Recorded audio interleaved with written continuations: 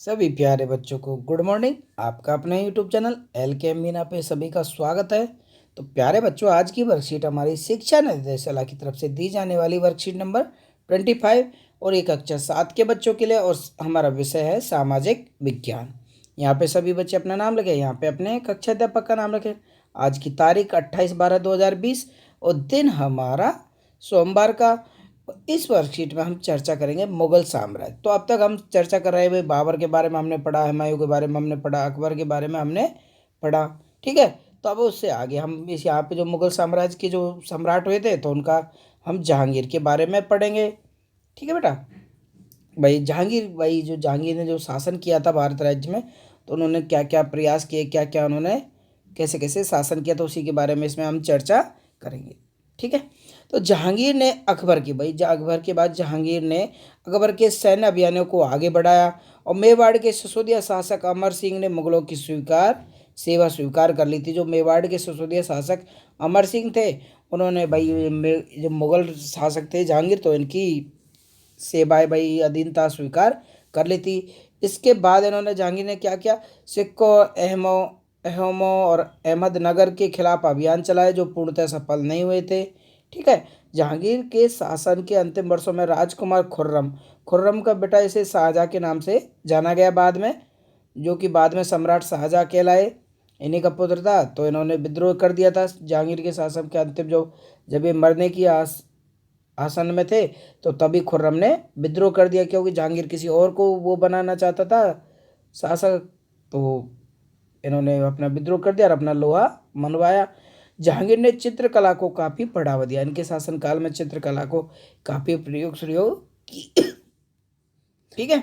अब देखो, मेहरुनिसा, मेहरुनिसा जो कि जहांगीर की पत्नी थी। मेहरुनिसा ने 1611 में जहांगीर से विवाह किया और उसे नूरजहाँ के नाम से जाना गया। मतलब किस नाम से जाना गया? नूरजहाँ। मतलब वो बहुत ही सुंदर थी। नूरजहाँ हमेशा जहांगीर के प्रति अत्यधिक वफादार रही, उसको समय समय पर सहयोग भी शासन में देती रही।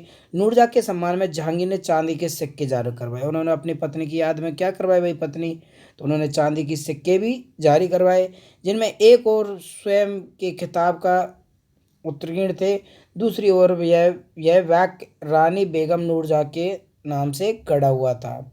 कि मतलब एक ओर तो भाई खिताब स्वयं के थे, और दूसरी ओर अपनी पत्नी के, रानी बेगम नूरजहाँ के नाम से गढ़ा हुआ था।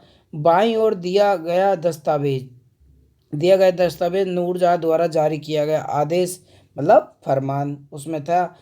चौकोर मोहरें जब उस समय बनाई गई, तो उन्हें बताती है कि उद्दात और महान महारानी नूरजहाँ बादशाह बेगम का आदेश। और जो चौकोर मोहर है वो बताती थी कि कैसे उन्हें, जो नूरजहाँ थी तो वो क्या थी, बेगम का बादशाह बेगम का आदेश माना करते थे सभी लोग।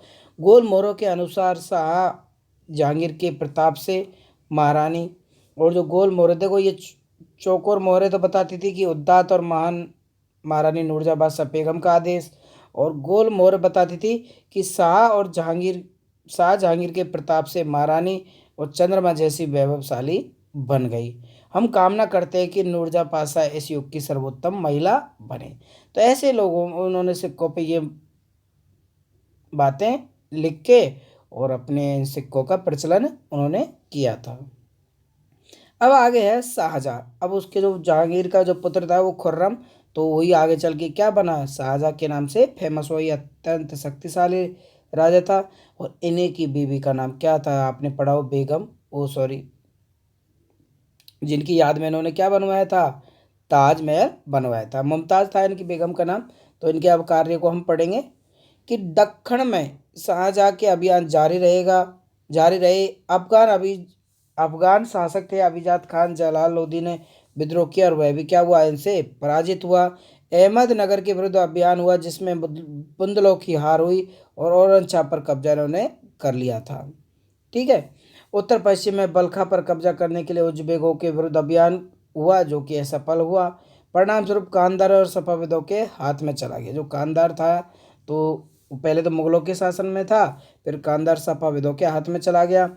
1632 में अंततः अहमदनगर को मुगलों के राज्य में मिला लिया गया और बीजापुर की सेनाओं ने सुलह के लिए निवेदन किया। मतलब आपस में इन्होंने क्या कर लिया, आपस में सुलह कर लिया कि हमें लड़ाई झगड़ा नहीं करेंगे, आधा आधा राज्य बांट लेंगे। 1657 से 1658 में शाहजहाँ के पुत्रों के बीच उत्तराधिकारी को लेकर लड़ाई हो गई थी। जो शाहजहाँ के पुत्र थे तो उनमें क्या भाई, कौन पद पे, अगला पद पे कौन बनेगा कौन नहीं बनेगा, तो उसके बीच में इनमें सब में लड़ाई होने लगी। इसमें औरंगजेब की विजय हुई थी। जब इनके पुत्र थे वो आपस में लड़ने लगे, उसमें इनका पुत्र था शाहजहाँ का, औरंगजेब, उसकी विजय हुई और दारा सिकोह समेत उनके तीनों भाइयों को मौत के घाट। या औरंगजेब बहुत बेकार राजा था, तो इन्होंने क्या करते, जो अन्य भाई थे वही शासन की गद्दी के चक्कर में तीनों भाइयों को उन्होंने मौत के घाट उतार दिया था। अब इसमें बेटा पहला क्रियाकलाप दे रखा है कि मुगल सम्राट शाहजहाँ को उनकी स्थापत्य कला, इमारत व वास्तुकला की उपलब्धियों के लिए अधिक याद किया जाता है। उनसे जुड़े कुछ स्मारकों के विषय में जानकारी एकत्रित कीजिए। तो बेटा कुछ मैं बता देता हूँ, बाकी आप गूगल से सारा कर।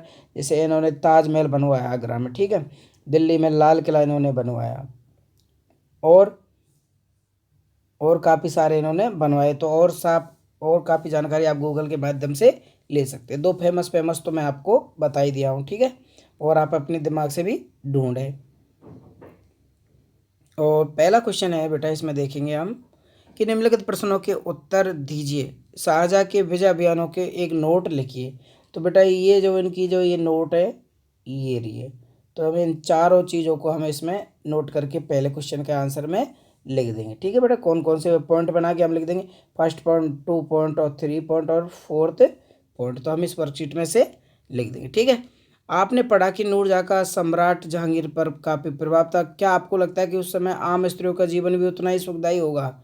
नहीं, उस समय भाई मुझे तो नहीं लगता कि आम भाई जो महिलाएं थी उनका जीवन इतना सुखदायक होगा, क्योंकि स्त्रियों को घर से बाहर ही निकलने नहीं दिया जाता था। तो इसका आंसर हम लिख देंगे नहीं, ठीक है। अब अगला है सत्य और असत्य। तो यहाँ पे देखो असत्य असत्य, नूरजहाँ शाहजहाँ की पत्नी थी, गलत, क्योंकि बेटा ये असत्य है। नूरजहाँ किसकी पत्नी थी? जहांगीर की। किसकी थी? जहांगीर की। औरंगजेब जहांगीर का पुत्र था? नहीं, औरंगजेब किसका था बेटा? शाहजहाँ का पुत्र था। तो ये भी हमारे दोनों गलत हो जाएंगे। अब दूसरा क्रियाकलाप यहाँ पे याद रखा है। मान लीजिए आप एक मुगल सम्राट है, उत्तराधिकारी होने के युद्धों को रोकने के कुछ उपाय सोचेंगे कि भाई उत्तराधिकारी होने के उपाय हम क्या सोचेंगे कि हमें आपस में ना बांटकर जो जो भी क्षेत्र है तो आपस में भाई एक दूसरे को दे देंगे और अपने अपने शासन वहाँ पे अच्छे से करेंगे। किसी की जान लेना अच्छी बात नहीं है, ओके बेटा। तो और आप अपने मन से जो भी उपाय हैं वो युद्धों को रोकने के लिए आप लिख सकते हैं, ठीक है। तो इस तरह बेटा ये आपकी वर्कशीट कंप्लीट होती है। तो सभी प्यारे बच्चे से अच्छे से अपनी कॉपी में करेंगे और अपने टीचर से चेक करवाएंगे, ओके बेटा। Thank you, bye bye, take care.